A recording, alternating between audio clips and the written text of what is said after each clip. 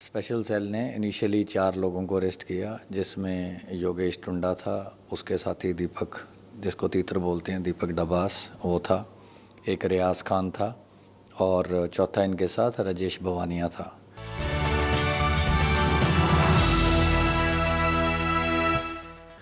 तफ्तीश के दौरान 2 लोगों के रोल का और पता चला था, जिसमें एक विजय चवन्नी करके था और छठा उसके साथ अताउल रहमान था। जो चवन्नी था, इसने सीसीटीवी कैमरा के आगे चादर लटकाने की कोशिश की थी कि ये इंसिडेंट सीसीटीवी कैमरा में कैद ना हो, और जो अताउल रहमान था उसको इन्होंने जो चाकू से स्टैबिंग करी थी वो उसको दे दिए थे, उसने उनको डिस्पोज कर दिया था। सर, किस तरह से इन्होंने क्योंकि अभी तक पुलिस रिमांड में थे ये लोग, क्या बताया इन लोगों ने और क्या गैंगवार का जो सामने आया था उसके बारे में थोड़ा सा डिटेल बताएं। गैंगवार में ये था कि गोगी के मरने के बाद इनका मेन टारगेट टिल्लू था ही, और दोनों जो दीपक तीतर हैं और योगेश टुंडा है, इन पे भी पहले स्टैबिंग हो चुकी है जेल या जेल प्रोडक्शन के दौरान खर्जे में।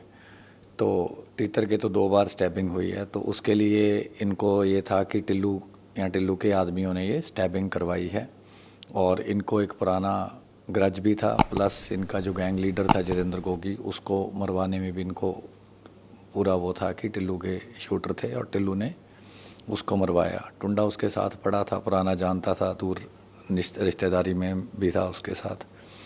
तो जब ये 22 को मंडोली से आया तो तभी से इन्होंने प्लान कर लिया था, क्योंकि ये नीचे वाले सेल में था, ये ऊपर थे, और जो रेलिंग थी वो काफ़ी बहुत ज़्यादा स्ट्रांग नहीं थी। और जो इनके साथ तीसरा रियाज खान है, उसने पहले भी एक बार जेल में ऐसे सलाखें तोड़ी हुई हैं पुराने इंसिडेंट में। वो जिस कम्युनिटी को बिलोंग करता है वो डेंटिंग पेंटिंग का काम करते हैं, तो उसको लोहे के काम की काफ़ी महारत थी। तो उसने गीला कपड़ा करके चादर में क्योंकि चादर जब स्ट्रेंथ कपड़ा गीला हो जाए, नॉट उसको बन जाए, तो इन्होंने एक वाइपर था, वाइपर की रॉड तोड़ ली थी, तो उसको जैक की तरह इन्होंने चादर में जैसे चादर का एक तरीके से जैक बना लिया। तो गीली चादर थी, तो दोनों सलाखों से जब उन्होंने लपेटी तो उसको वाइपर को घुमाते रहे, तो वो जो रॉडें थी बेंड होके बिल्कुल टूटने के कगार पे आ गई। तो इन्होंने उसको पुश किया, तो इतनी जगह वहाँ से बन गई कि उससे ये नीचे रैपल डाउन कर पाए। तो इन्होंने देख लिया 6 बजे चक्कियाँ खुलती हैं, खुलने के बाद चक्की बाहर से ही खुलती है जेल वाले जब खोलते हैं, तो उसके बाद जो सेल है उसमें सारे इनमेट्स एक दूसरे से मिंगल कर सकते हैं।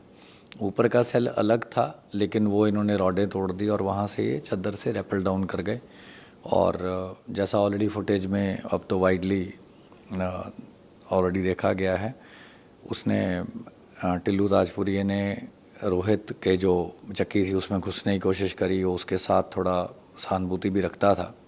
दोनों ने गेट को अंदर से पकड़ा, लेकिन क्योंकि इनके पास 4 चाकू थे जो इन्होंने एग्जॉस्ट फ़ैन से बनाए थे, जो एग्जॉस्ट फ़ैन के सपोर्ट मेंबर्स होते हैं, वो इन्होंने एग्जॉस्ट फ़ैन को तोड़ के उसके जो ब्लेड्स थे वो अलग फेंक दिए थे, और जो मेंबर्स थे एग्जॉस्ट फ़ैन के, उसको इन्होंने, जो ये सैनिटरी टाइल होती है, जो इनके वहाँ एक मेकशिफ्ट बाथरूम होता है हर एक बैरक या सेल के अंदर, तो उसकी जो लूज टाइलें थी उसमें से एक टाइल उखाड़ के, टाइल की, बाथरूम टाइल की जो रिवर्स साइड होती है वो काफ़ी खुरदरी होती है, तो इनको एक मेंबर को चाकू बनाने में, उसकी धार लगाने में और तेज़ करने में तकरीबन 1.5-2 घंटे लगे। तो पूरी रात टुंडा और रियाज खान यही करते रहे।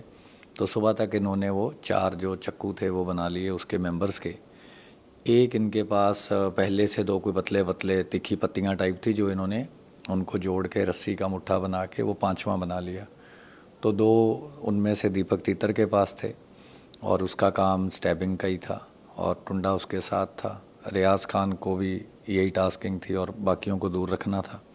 भवानी अब एंड में उतरा, तो उसका भी मेन काम यही था कि बाकी इनमेट्स इसमें ना आए।